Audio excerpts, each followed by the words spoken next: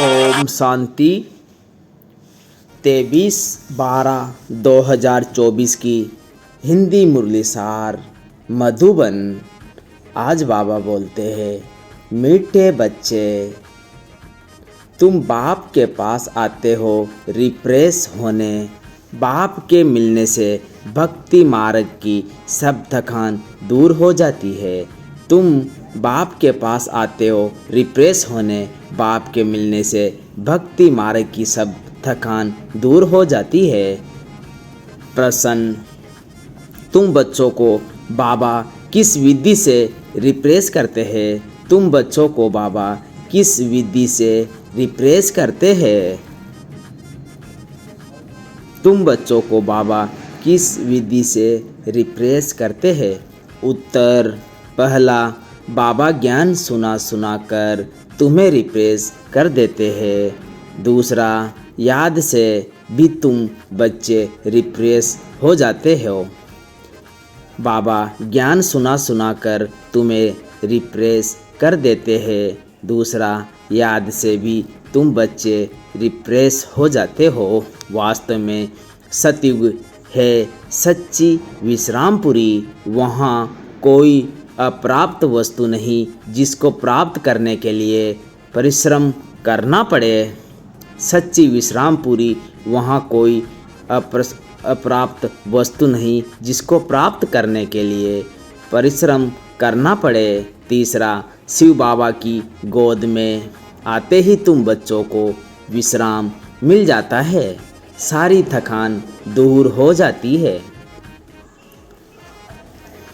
धारणा के लिए मुख्य सार, एम ऑब्जेक्ट को सामने रख कुशी में खगियाँ मारनी है।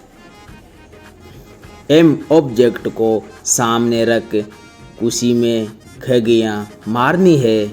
बुद्धि में रहे हम इस पढ़ाई से ऐसा लक्ष्मी नारायण बनेंगे।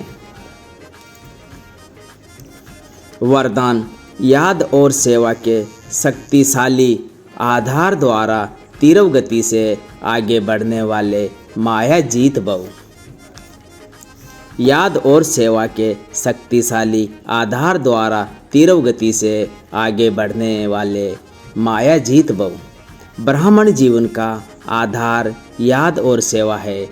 ये दोनों ही आधार सदा शक्तिशाली हो तो तीव्र गति से आगे बढ़ते रहेंगे। ब्राह्मण जीवन का आधार याद और सेवा है। ये दोनों आधार सदा शक्तिशाली हो तो तीव्र गति से आगे बढ़ते रहेंगे। अगर सेवा बहुत है, याद कमज़ोर है, व याद बहुत अच्छी है, सेवा कमज़ोर है तो भी तीव्र गति नहीं हो सकती। याद और सेवा दोनों में तीव्र गति चाहिए।